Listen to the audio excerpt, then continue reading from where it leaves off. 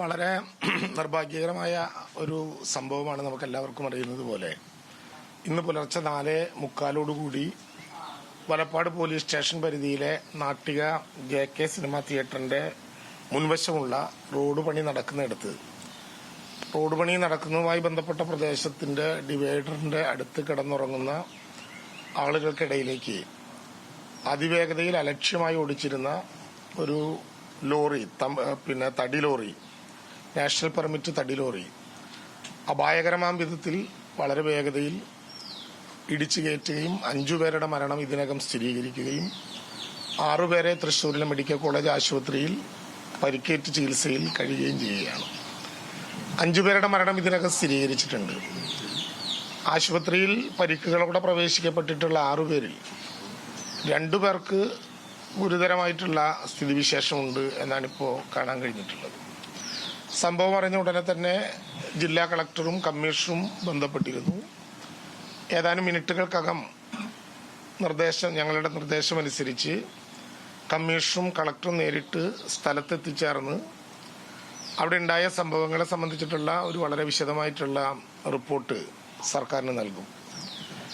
തുടർന്നുള്ള നടപടിക്രമങ്ങൾ മുഴുവൻ കോർഡിനേറ്റ് ചെയ്യാൻ ജില്ലാ കളക്ടറെ ചുമതലപ്പെടുത്തിയിട്ടുണ്ട്. വളരെ ദൗർഭാഗ്യകരമായ സംഭവമാണ് എന്ന് മാത്രമല്ല, പ്രഥമ ദൃഷ്ടിയാൽ തന്നെ വണ്ടി ഓടിച്ചിരിക്കുന്നവരുടെ ഭാഗത്ത് ഗുരുതരമായിട്ടുള്ള പിഴവുകളുണ്ട് എന്ന് മനസ്സിലാകുന്നുണ്ട്. കണ്ണൂരിൽ നിന്ന് തടി കയറ്റിയിട്ടുള്ള വണ്ടിയാണ് കടന്നു വന്നിട്ടുള്ളത്. മാഹിയിൽ വണ്ടി നിർത്തി മദ്യം മേടിച്ച് വണ്ടിയിലുണ്ടായിരുന്ന 2 പേരും ക്ലീനറും ഡ്രൈവറും ഉപയോഗിച്ചിട്ടുണ്ട് എന്നാണ് പ്രാഥമികമായിട്ട് പോലീസിന്റെ റിപ്പോർട്ടിൽ നിന്ന് മനസ്സിലാക്കാൻ കഴിഞ്ഞിട്ടുള്ളത്.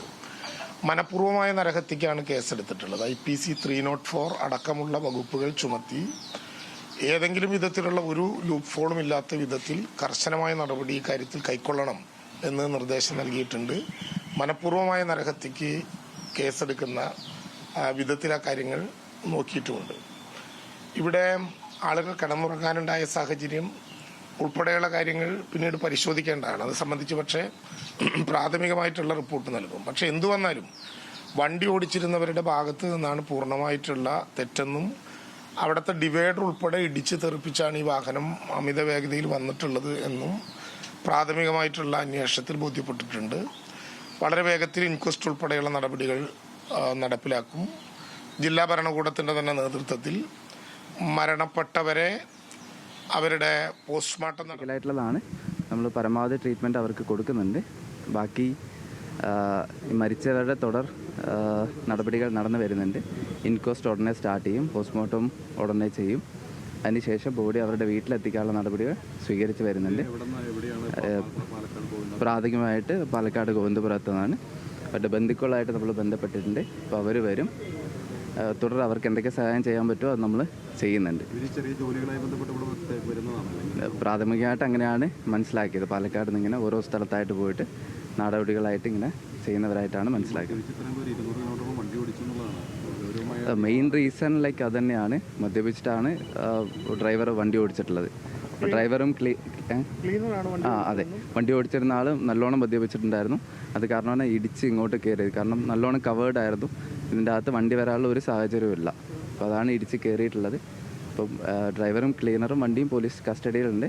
എന്തായാലും ഈ സംഭവത്തിനെക്കുറിച്ച് വിശദമായിട്ടുള്ള റിപ്പോർട്ട് പോലീസിനോട് സമർപ്പിക്കാൻ പറഞ്ഞിട്ടുണ്ട്. അപ്പോൾ അതിനുശേഷം നമുക്ക് വേണ്ട നടപടി ഇതിൻ്റെ പുറത്ത്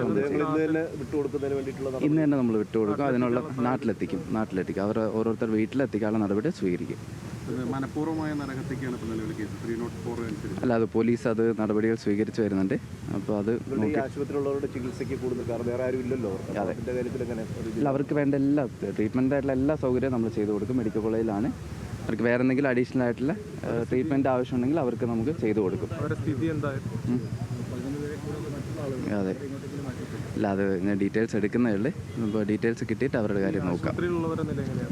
അതിൽ ഒരു 2 പേരുടെ കാര്യം കുറച്ച് ക്രിട്ടിക്കലായിട്ടാണെന്ന് അറിയിച്ചിട്ടുള്ളത്. പക്ഷേ മെഡിക്കൽ കോളേജിൽ നമ്മൾ പരമാവധി ചെയ്യാൻ പറ്റുന്ന നല്ല ട്രീറ്റ്മെൻറ്റ് കൊടുക്കുന്നുണ്ട്.